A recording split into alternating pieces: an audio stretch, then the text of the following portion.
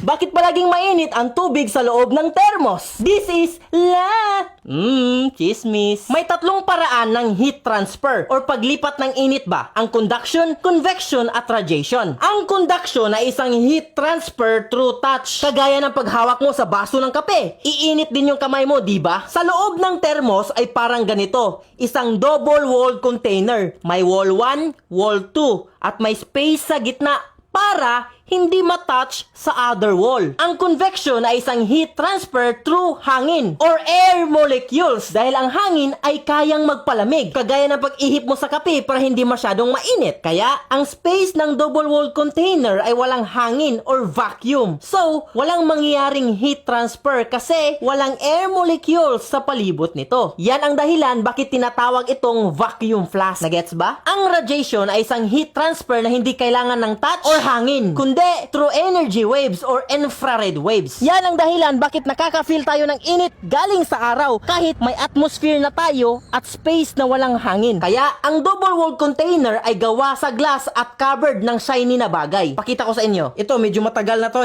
pero kita nyo yan? Ang purpose niyan ay para mag-reflect ang init pabalik kung saan ito nanggaling. At kung gusto mong ma-maintain ang iyong hotness, pumasok lang kayo sa thermos. Ako si Kuya Bubbles at ang pangarap ko maging katulad ni Kuya Kim. If you want to know more facts about science, animals, and everything dito sa mundo, just follow me. And that is what I discovered.